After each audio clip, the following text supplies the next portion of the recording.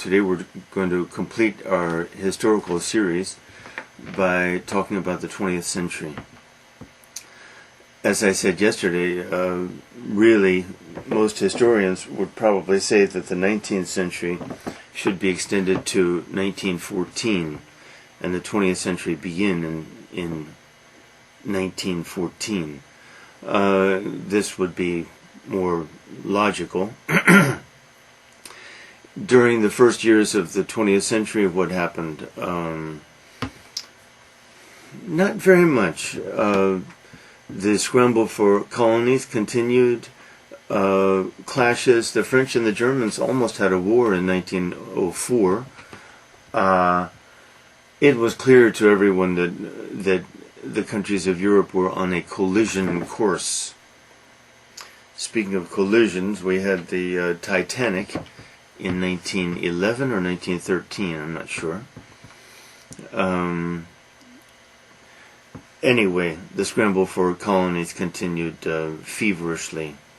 The Italians massacred some Ethiopians, I think, in a kind of war, one-sided war, the usual. Anyway, let's talk about World War I. I used to question whether it should rightly be called World War I, but now I think it probably should, because fighting of some kind took place in so many places. In most of the colonies, in Africa, in Asia, some fighting took place. Of course, it wasn't on the scale of World War II, but the death scale was very nearly similar. Huge death scale. It was the first war in which the civilian deaths outnumbered the military deaths. Now, I say that, I'm pretty sure it's true. World War II, obviously, it was true. World War I think it was true too, because despite the millions of trench deaths, there were, I must be wrong. I'm wrong. I must be wrong. Take that back. There were not so many civilian deaths. I mean, a lot, but let's see now. No, take that back. The main event, let's say, of World War I was this continual trench warfare, the terror of trench warfare. Two countries, say Germany and France, Russia and Italy, two countries would dig these vast trenches, long. A no-man's land would stretch between the two, filled with dead bodies, of course, filled with barbed wire to impede the progress of the armies whenever they would raid, and both sides would have these large machine gun nests in front of or above their trenches. And every once in a while, every few weeks, charge. Thousands would run across this no man's land to their deaths. I remember one excellent movie about World War I that I saw many years ago in Italy, Uomini contro, Men Against. In that case, it was the Germans. I guess it was the Germans versus the Italians. Yeah, of course, the Germans or Austrians versus the Italians, and the same thing was told in other films too. Great films. Another great one is Paths of Glory. The first great film by what's his name? 2001: Space Odyssey. Stanley Kubrick. What a great film. Paths of Glory. Anyway, in Uomini contro,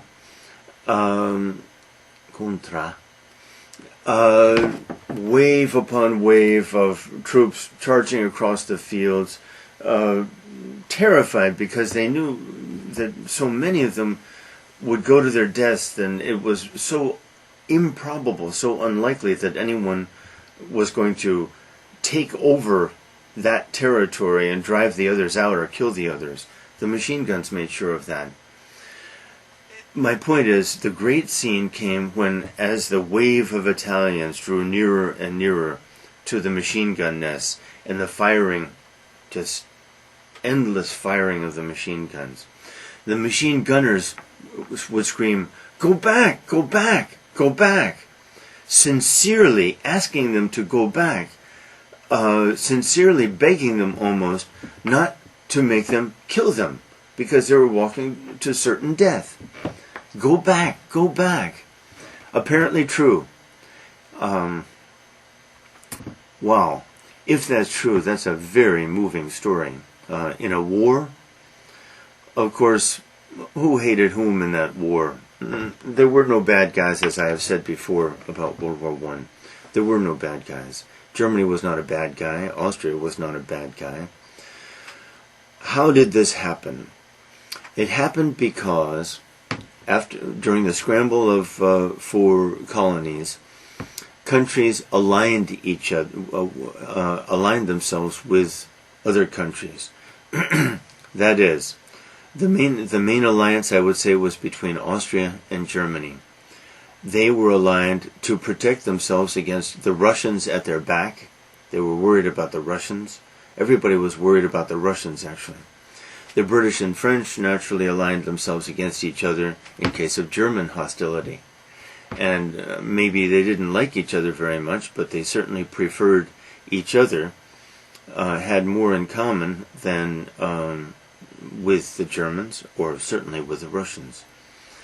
All the other little countries of the Western world aligned themselves with one or the other, or some one or other of these other countries. And the result, everyone knew, if there were a war, if a war happened, then everyone would be drawn into it. For example, here's what happened. The Archduke of the Austro-Hungarian Empire, Ferdinand, he was the heir to the throne. That is, when his father died, he would be the emperor of this now more limited but still considerable land, the Austro-Hungarian Empire.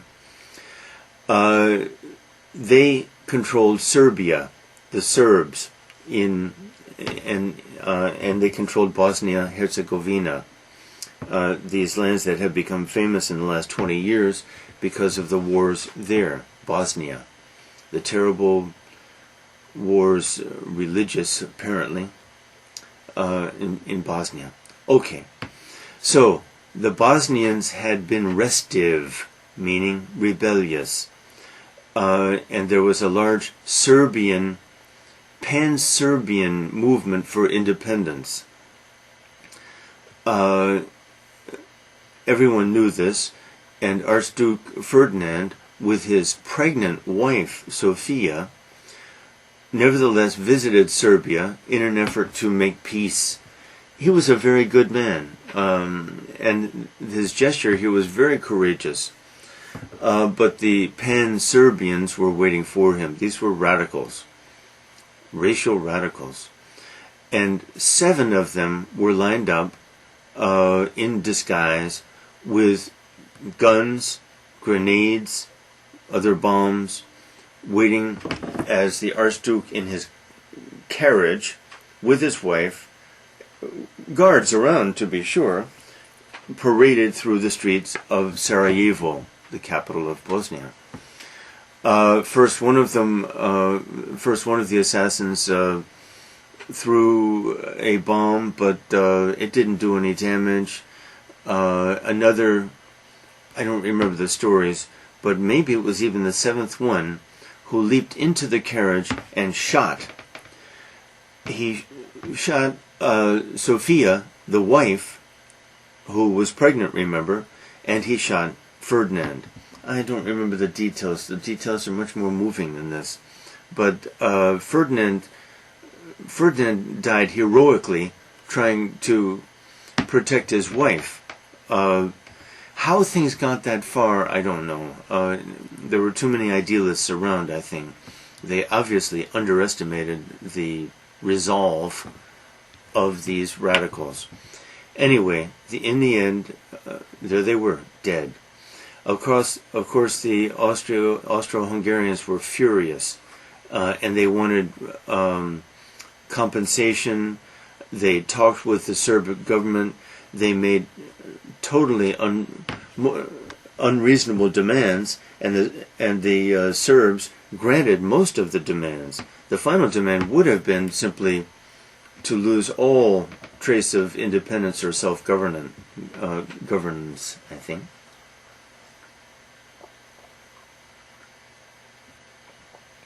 So, and then finally, when the Serbs would not sign, the Austrians declared war. Well, where the Austrians went to war, the Germans went to war. Where the Serbs went to war, the Russians went to war, because the Russians were allied with the Serbs. Well, here we go. Pretty soon, everybody was in it. The only countries that were not in it, the only country that was not in it, was the U.S. And of course, South America. South America was not very involved in either war, really. Either world war. Okay. So right away, The Guns of August, as that famous book by Barbara Tuchman, the most famous historian, I think, of World War I, is called. The Guns of August. The events took place, the war actually began at the very end of July, but August 1914. Soon,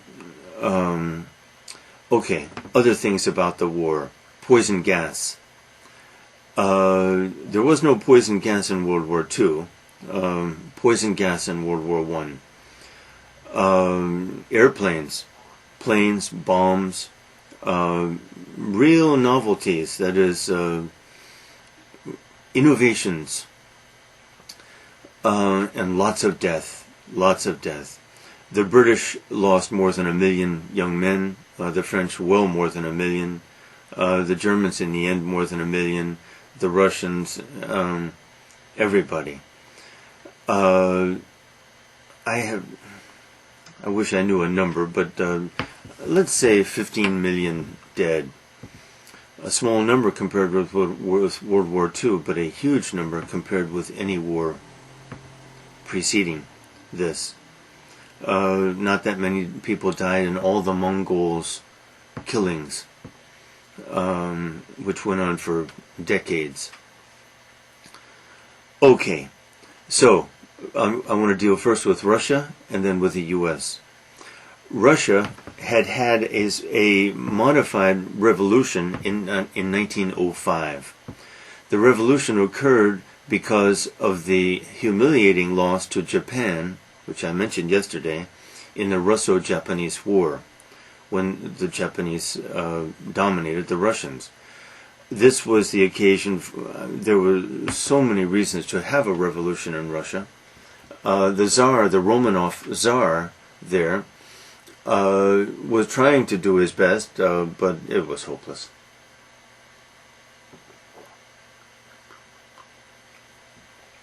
And many political radicals were active at this time. Lenin, the most famous, had been banished to Switzerland during most of these years. He would return in 1917 for the big one. In 1905, the Tsar made many concessions. Almost a kind of democracy was in force, but it wasn't enough. And certainly it wasn't enough for the radicals. What really happened, what really made revolution possible in Russia, was the growth of the cities. And the cities meant industrialization. The slow, gradual industrialization of Russia, which is still not complete, it could almost be said, despite Stalin. I have to talk about Stalin at great length. Okay. Then a second revolution occurred in 1917, October, and that meant the Russians withdrew from the war. Now, in the same year, 1917, because of the sinkings of commercial ships by the German U-boats, of American ships, the U.S. entered the war. Now, what happened here? I think it was obvious. In fact, it's obvious in both wars. It was obvious that sooner or later the U.S. would get involved. But there were many isolationists who thought, wishful thinking, no doubt, this is the Europeans' war. Those crazy Europeans have made a situation, have made war inevitable, and now they're killing each other by the millions. Why should we get involved? The reasons to get involved were equally obvious. That is, well, number one, France and England both borrowed a lot of money from the U.S. banks. Well, think about it. If France and England lost the war, if they lost the war, let's say, if the Germans won and made unreasonable demands, the American bankers would never get their money back. The only way to get their money back was for us to get involved and make sure that England and France were on the winning side. That strikes me as the main economic reason for our entering the war. As for the U-boats, these submarines, sinking ships, we were more and more openly sending supplies to England. Could the Germans tolerate this? No, this wasn't neutral. We claimed to be neutral. The Germans couldn't tolerate this, and so they tried to stop this any way they could, and they sank some boats. In short, we were determined to enter the war on the side of the British and the French, and there it was. In 1917, we entered. The other sides were all exhausted after so much killing.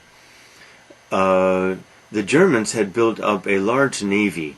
They were determined to rival the British, and they almost did.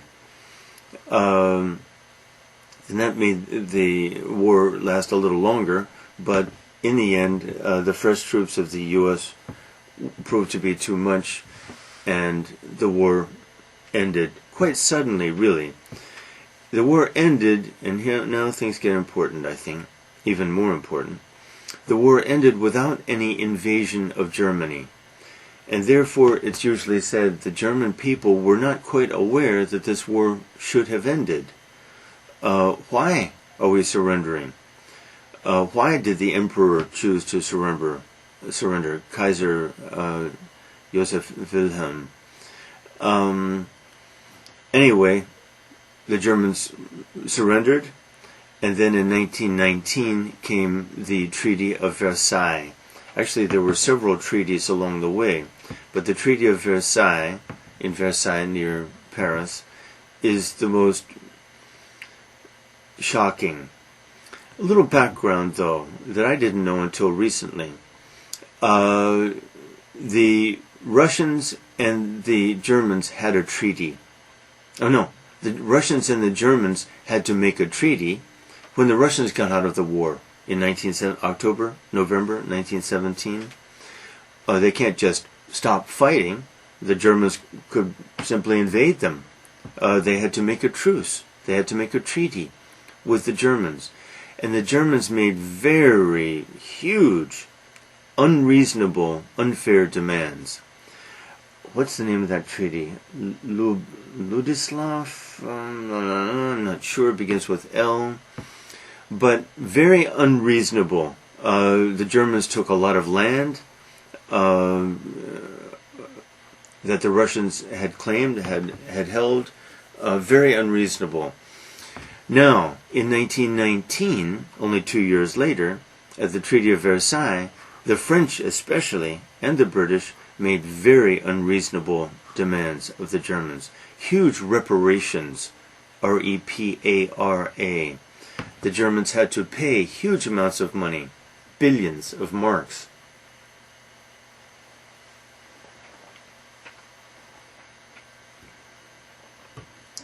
The Germans surrendered Alsace to the French, because I think the Germans held it then. The Alsatia, we call it, where Strasbourg is, where I lived for a year. the French occupied the Saarland, which was the steel-producing land, or one of them. Many things like this. And the situation was really hopeless for the Germans, but the Germans had to sign. But remember, the Germans had made the Russians sign. That's interesting. Anyway, in the years right after the war, Woodrow Wilson, the American president, tried to institute the League of Nations. And he did institute it. Trouble is, the U.S. itself did not even join. And other countries joined, but there were problems. The League of Nations had no way to enforce any decisions. They had no military force. This was the big difference between the League of Nations, which failed, of course, and the UN, which has been relatively successful. The Korean War is the monument to the UN, I would say. The Korean War, as we call it, was a UN war. Anyway, so the years after the war in Europe, especially in Germany, were misery, starvation, unemployment, inflation. There was the well-known story of people carrying money in wheelbarrows, mountains of money, to buy a loaf of bread. That's inflation. That is, the Deutschmark, the Deutsche Mark was worth nothing. Well, these were years that scarred the Germans, of course, and they were humiliated and misery. By 1922, the Nazi Party was rising already, and Hitler was already a big name, big enough so that he was arrested in riots in Munich, I think, and spent a couple of years in prison where he wrote Mein Kampf, his book, his absurd little book. What's the government of Germany? The government of Germany, no more emperor, the Weimar Republic. Weimar named after the town, small city in eastern Germany, W-E-I-M-A-R. The Weimar Republic. Well, the Weimar Republic was Germany's first real democracy. It didn't work. There were too many forces that were angry. The government wasn't strong enough to force its decisions again and again and again. And these groups, like the Nazi group, became more and more powerful. People saw the government as weak. People saw the government as controlled by Jewish bankers. This is unfortunate, but the rise of Jews in Germany from the years about 1780, the Enlightenment really, in the years from about 1780 to 1933, remarkable time, because the Jews achieved many equal rights and became very successful and powerful in banking, and as often in the arts, in education, universities, Freud, just to name one. So, the rise of the Jews. But the Jews were seen as responsible almost for many of the problems of Germany. Was this fair? Totally unfair, of course. But anytime a famous artist, George Grosz, G-R-O-S-C-Z, he was a doctor, educated man, and he drew and painted many viciously satirical scenes about the haves and have-nots, the wealthy and the poor. And in some cases, the very wealthy, porcine-looking men, porcine pig, porcine-looking men, quite possibly Jewish, entertaining women, drinking and eating huge quantities of food, while the starving poor outside suffered. Grosz was no anti-Semite, I think, but it was the perception. All it would take, let's put it this way, a Jewish person, and the Jews very often were so refined, so cultured, so a household like Wittgenstein's household. His father a convert to Protestantism, his mother Catholic, but regarded as Jewish by some at least. So refined, so educated, so cultured. But all it would take would be one or two of the nouveau riche, the newly rich, showing off wealth and spending shamelessly, and because a Jew was fairly visible. It's like a black. It's like the blacks in American culture. They are visible, racially visible. And when they do misbehave, everyone white sees it. When a white misbehaves, one must look a little more carefully. And so people make generalizations about the blacks as they did in Germany about the Jews. Totally unfair. Okay. The Weimar Republic then was doomed. The rise of the Nazis is the story there. In the U.S., these were the years, the 1920s, I've already talked about, Great Gatsby, the years of huge prosperity, poverty for some, but it all ended in 1929 with the panic in the market, and the 30s were the years of the Great Depression. Don't have to talk about that. Terrible in industrialized countries. Now, what's happening in other countries? Japan, first of all, thoroughly militarized, taking over lands here and there, little places, chipping away, occupying Korea, of course. I'm not sure of my dates here, but I'll say in 1933, they invaded Manchuria. And thereafter, in the following years, they invaded China. Did some terrible things like the massacre of Nanking, we call it Nanking.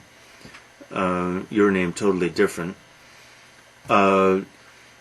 When over the course of 4 or 5 days, they shot or killed 300,000 people. There haven't been many bigger massacres than that in the history of the world. The Chinese have very good reason to hate the Japanese for that deed, better even than the Koreans have, maybe, for sheer numbers. It's a big question as a side. How impressed should we be by numbers? Westerners, I think, are over-impressed. Maybe Koreans and Asians are too. We can't be carried away by numbers, and yet numbers, the scale of an event is important. If 12 people are massacred in some street in one place and 300,000 are in another place, the sheer scale is just the difference. The disparity is so vast. Anyway, the massacre of Nanking, which I think took place in 1937. During the same years, we have the Communist Revolution, Mao Zedong, as we call him, heroic really, his heroic march, about which I don't know much, his maintaining of his movement despite the Japanese occupation, the futility of the Chinese government, Chiang Kai-shek, which fled to Formosa, we called it then, Taiwan. I'm not sure in what year. I should know, but I don't. Okay, these were the big events in Northeast Asia anyway. The events in China, the Japanese expansion. Number one, Japanese expansion. Number two, Japanese brutality, especially in China. I had a third one, but I lost it. Anyway. A series of treaties. This is interesting. How is it that the Japanese got involved with the Germans? Well, here's how that happened. In 1936, the Germans Hitler signed a non-aggression pact with Stalin. I still have to talk about Stalin and Russia. Maybe it's the biggest event of the whole 20th century. Russia, just Russia, the Soviet Union. Okay, Stalin was worried about development of the Soviet Union, industrialization. Hitler was worried about having to fight a war on two fronts, on the East Front against Russia and on the West Front against England and France, because he knew there would be a war. Everyone knew it. So, where should I begin? I'm going to talk about Hitler for a moment. The Nazi Party had the second most votes in the election of 1932. The Chancellor was Hindenburg, who was a national hero. He was the Kanzler.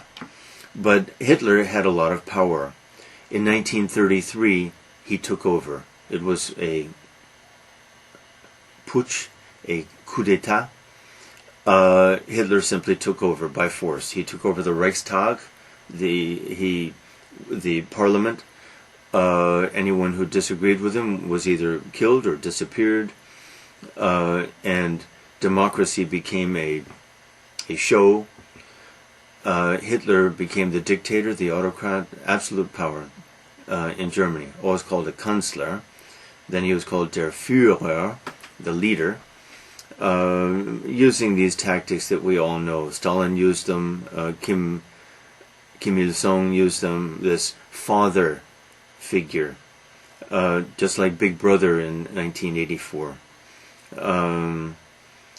But these are, I better try to explain a little bit, and then I have to talk about these alliances. First, Hitler and Stalin said, I won't fight you, I won't bother you, you don't bother me. Because Stalin was expanding too. He wanted to take over more and more land in Poland. He took over Lithuania, Estonia, Latvia, those Baltic republics. Okay, what's happening here? First of all, the 1930s are the years of the Great Depression. And really the 1930s kind of broke the back. I said yesterday that World War I kind of broke the back. It didn't break the back of democracy, but it broke the back of European supremacy. It couldn't continue for very long. But in 1930, it seemed that democracy was a mistake, that capitalism was certainly a mistake. Too many people way too rich, too many people way too poor. The exploited classes. Now, thinking like this had gone way back, much farther even than Marx. But maybe we can talk about Karl Marx a little bit. I'm no expert, but Marx was a journalist, really, from Dusseldorf, I think, who became fascinated by economics. And he became involved in the communist movement. This was in 1848. 1848 now. And in 1848, he issued the famous Communist Manifesto, workers of the world, unite, you have nothing to lose but your chains. This was a workers' movement. The proletariat, as it would be called, the industrial workers, were the most productive, according to Marx, obviously. They are the ones who should have the power. Instead, the bankers, who produced nothing, Marx was a Jew, by the way, the bankers had all the money, and the workers had nothing. Power was in the wrong hands. The system was inequitable, unfair. The disparities between rich and poor, too great, unfair. And of course many people agreed, but the question was, what form, how could you make this happen? By stealing from the rich directly and then redistributing? This couldn't even be done. Now, let's get back to the 1930s. The 1930s made this drama even more complete. The Russian Revolution of 1917 had been a communist revolution. The proletariat was to rule. Now, first, the Russians fought a civil war, a terrible civil war, until 1922, I think, between the so-called White Russians and the Bolsheviks. Huge misery, huge killing went on during that period, especially during Russian winters. Brutal things. But finally, the Bolsheviks won. Lenin took over. But Lenin was supported by his committee, and among the committee members were Trotsky, Leon Trotsky, who was the intellectual, Jewish, and Stalin, that surly little uneducated Georgian from Georgia in the south there, the Fox. Well, sometime if you get a chance, try to see the movie Stalin. It's a 2-video movie with Robert Duvall, and I think it's great. I think most people think it's great. It clarifies and helps us understand so many things. But it certainly makes clear what a brutal, cunning man that Stalin was. What a monster.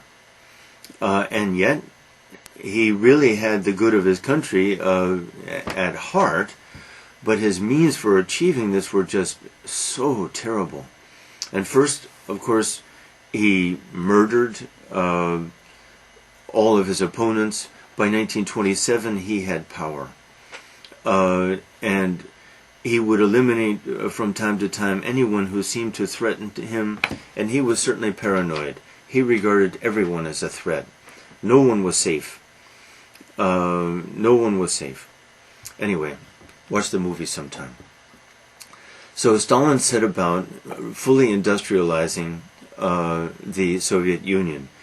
To do this and to keep his power, he had to transplant, let's say, he had to move whole populations. Millions of people were uprooted and sent to other areas, Siberia, for example. The prison camps in Siberia were always full. The story in Russia is just so overwhelming because of numbers. It's hard to deal with those numbers. But all this was happening during the 1930s. So Stalin was worried about Hitler. Hitler was worried about Stalin. Treaty, 1936. Another treaty Hitler made was with Italy, and another treaty he made was with Japan. And they formed the Axis powers, as they were called, and that's how this became a world war when it happened. Meanwhile, Hitler began to annex. First in 1936,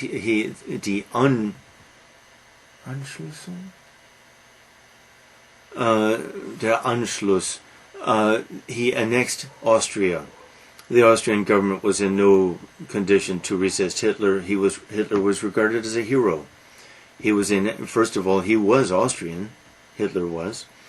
Second of all, Hitler was going to punish the people who had treated Germany and Austria so unfairly. British, French, Americans really too. National glory. The Third Reich. Reich means empire. The First Reich was regarded as Charlemagne, who was more French maybe than German. Maybe. The Second Reich had been basically the Holy Roman Empire, which Napoleon had put an end to in 1806. And now Hitler was going to institute the Third Reich. Took over Austria first. Next, a year later, he took over Czechoslovakia. Now the British and French protested. They said, "Get out." They were worried about Hitler, of course. Everyone knew that Hitler had built a military machine that was very impressive. The French tried to militarize too, create a huge tunnel defense against Germany.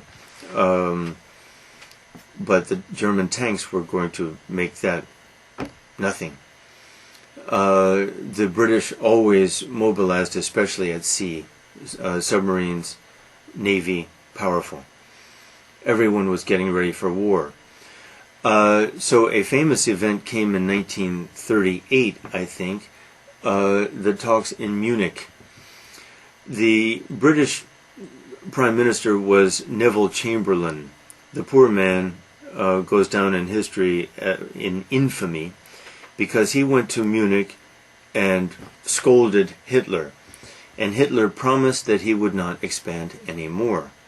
And Chamberlain boarded his plane to fly back to England, thinking he was a hero. Hitler had promised not to expand anymore. And then, of course, the following year, 1939, he invaded Poland. War. Everyone knew. War. I read a story about that day when the British declared war. Shock among the Germans. But come on. How could the British stand by? How could the French stand by and watch this happen? They knew they were next. Shock. Nonsense. Okay. So, the war began in September, I think, 1939. The U.S. stayed out of it. The war, the beginning stages of the war saw German aggression everywhere and German success everywhere. Basically, they took over northern France. They signed a treaty which allowed southern France to have a Nazi-like government, the Vichy government, friendly to Germany. They occupied everybody else. And they started this machine of the machinery of war. They had oil fields in Romania. They had factories everywhere, in Poland especially.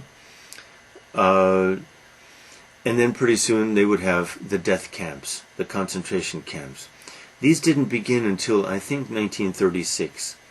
The annihilation, die Vernichtung der Juden, the annihilation of the Jews. It didn't start openly until 1936, maybe even 1937. And it's true that many of the camps were in obscure places, especially in Poland. The Poles kind of knew about it, but soon the Jews and Gypsies and Catholic priests, thousands of Catholic priests, the whole drama of the Catholic Church and its relations with the Third Reich with Hitler is a shameful process, though not as shameful as the Protestant churches, as the Lutheran Church. Total capitulation to Hitler. It underscores what I said so brutally yesterday about modern religion as a kind of handmaid to romanticism. I fear that's true. That was extreme, but I think it's generally true. Nostalgia. Anyway, so the war began. At first, German successes everywhere, but not in England. They bombed England for years. London, the night bombings, terrible. But the British held out. Their Prime Minister, now a hero, Winston Churchill. It's well known how America became involved. December 7th, 1941, Pearl Harbor. Some people think that our American leaders even saw this coming and did nothing. If this is true, it's a terrible thing. But it's also true that the U.S. had to get involved in this war, because this was a war of good guys, bad guys. If not good guys, then very, very bad guys. Hitler, very bad guy. The Japanese Empire, very bad guys. Okay, well, emperors, people who create empires are bad guys. They kill, they force, They loot. They have. They do all kinds of things to create empires. Napoleon, everyone. It's curious how some have worse reputations than others. Some of this is propaganda. We all know how propaganda works. Our government makes sure that we regard the other guys as evil incarnate. They do the same thing to us. And of course they can back it up to some degree. So the propaganda machine in the U.S. that made the Germans first and the Japanese second, these monsters, was very active. Okay. The turning points of the war: number one, U.S. entry at the end of 1941. We no longer had much of a navy in the Pacific, so the Japanese continued to expand for a year and a half there. A curiosity of the attack on Pearl Harbor was that we had no aircraft carriers there that day. We had destroyers. They destroyed a lot of planes, a lot of ships, but no aircraft carriers. That saved us. We feverishly rebuilt our Navy. Sometimes it's said, from the American point of view, our moment of glory as a country was World War II. And I think I believe that too. The mobilization of everybody got involved. The sacrifices made by everybody. Of course, all countries do this in wartime. But this was the U.S.'s moment of glory, I think. Everything had to be done to prevent Hitler and the Japanese from winning this war. And in the end, success. The second turning point was Hitler's decision to invade Russia, the Soviet Union. Disastrous. In September, I think, 1942. Well, September is already nearing winter, so that winter was disastrous. And then, I must be right. Anyway, a year and a half later, after the heroic resistances at Leningrad, St. Petersburg now, and Stalingrad, what's its name now? Volgograd? I don't know. Heroic Russian people's resistance, starvation, death, cold. The Russians resisted this, and these were the two turning points. By spring came the counteroffensive of 1945, must be, and meanwhile the Germans, the Russians had made thousands of tanks, and their army was not so large. Forces were being trained in the mountains, in central and eastern, in Siberia. Then came the counteroffensive. The Germans were exhausted, the supplies were gone, and the at first slow and then just racing counteroffensive of the Russians. So the Russians are coming from the east. I won't review how World War II happened. A little bit I will. We have the invasion of Normandy, prepared in England, happening June 6, 1944. But when we started the war, our first effort was in North Africa. We sent troops to North Africa. We teamed up with the British. It was a tank warfare, really. Famous guys, Rommel by the Germans, Montgomery of the British. These were military geniuses, as far as I can see, and Patton too. Great story, that war in 1942 in North Africa. But the outcome was the defeat of the Germans.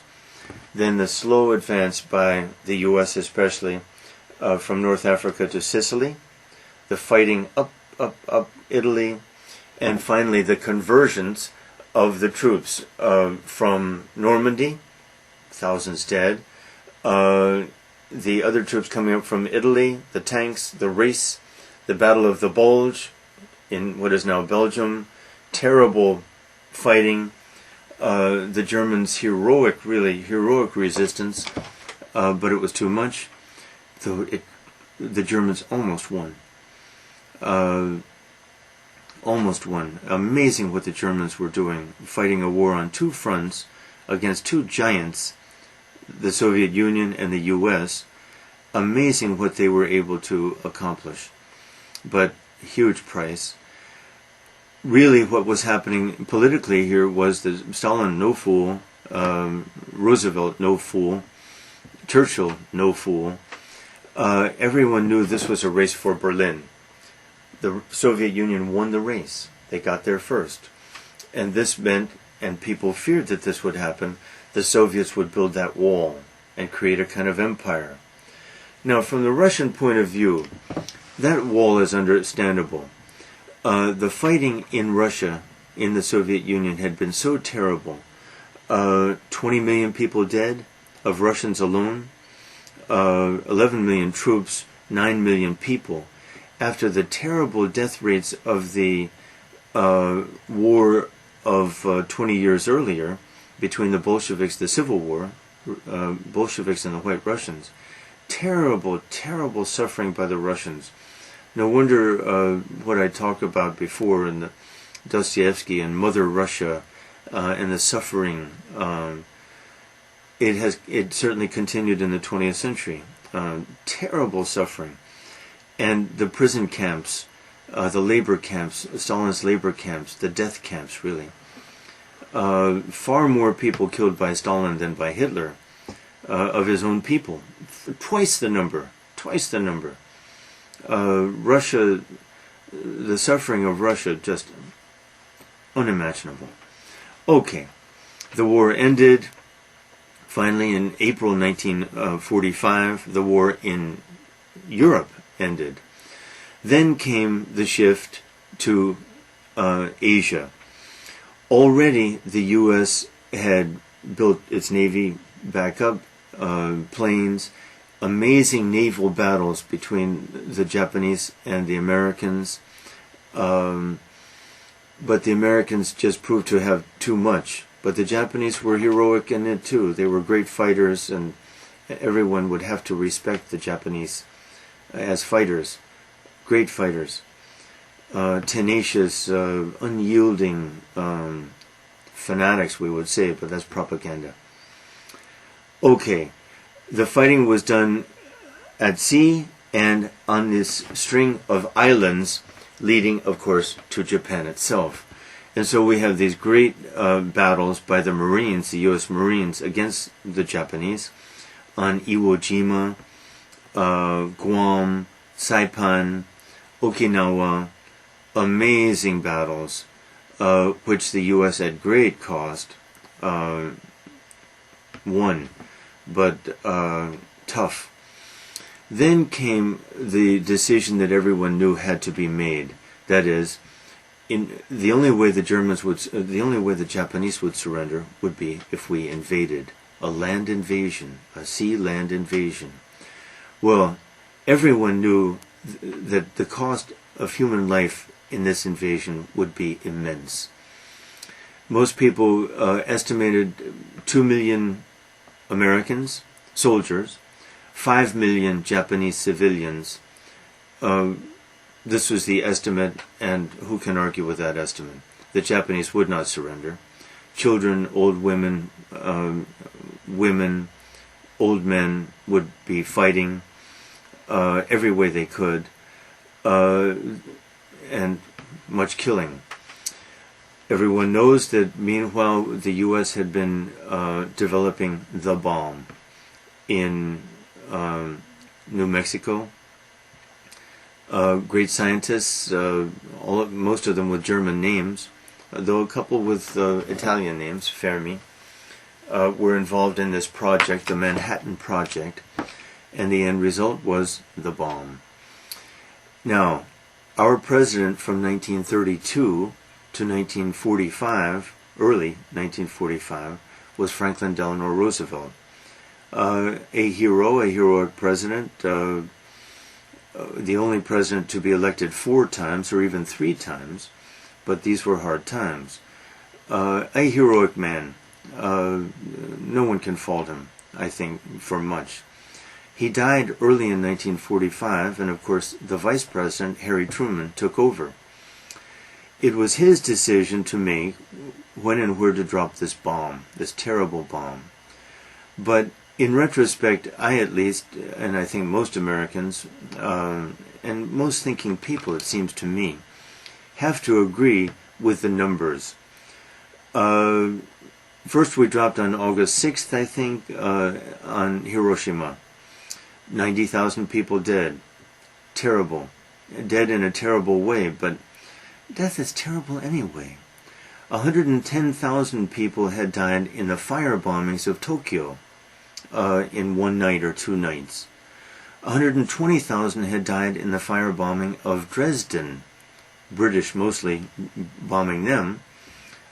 Civilians. So, just numbers, and the deaths of those people, were those pleasant? Were those nice? Were those pretty? No, those were terrible deaths. Fire, after all.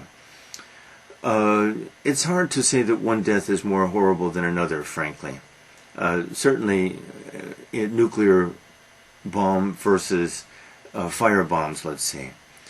But when one considers what the cost of human life would be to invade Japan, 5 million people, let's say, maybe more, maybe less, let's say 4 million, versus the 90,000 at Hiroshima, and then 6 days later, because the Japanese didn't surrender, at Nagasaki, apparently 70,000 more. I respect numbers that much, anyway, and I think most people do. Wrongly, maybe. An immoral act? Then the fire bombings were immoral acts, too. Worse. Killed more people. As far as I'm concerned, we made the right decision. I don't apologize for it. It had to be done. The end result was, as everyone knows, especially Korean people, August 15th, the surrender of the Japanese at last. Uh-oh. I see this blinking. I've got 7 more minutes. Am I okay? Because I want to deal with the rest. Okay. Then came American occupation of Japan for several years by MacArthur. The Cold War began because the Soviet Union now had an empire, and it was clear they wanted world dominion. That's what they wanted. That's what the communist belief was and is, although not very impressive now. The Cold War began, and the Cold War would end only in 1990. Generalizing, what happened in the Cold War? Fortunately, there was no major war, because a major war would now be a nuclear war. The Soviet Union developed nuclear arms by 1947, tested them, everyone knew they had them. The world became a very, very scary place because people assumed that to have them was to use them. Fortunately, no one has ever used them during the 58 years since they were used. You could say then the only country that has ever used them has been the United States. But I've already discussed that. The major war, the one almost major war, was our Korean War, but I don't need to review that, which was a UN-sponsored war. But basically, the Soviet Union and China, with Mao Zedong's victory, and the U.S. were watching each other, trying to check each other from any advances. North-South Korea, North-South Vietnam, other places too, spy games, famous stories. The Soviet Union fell, toppled over by its inefficiency, really.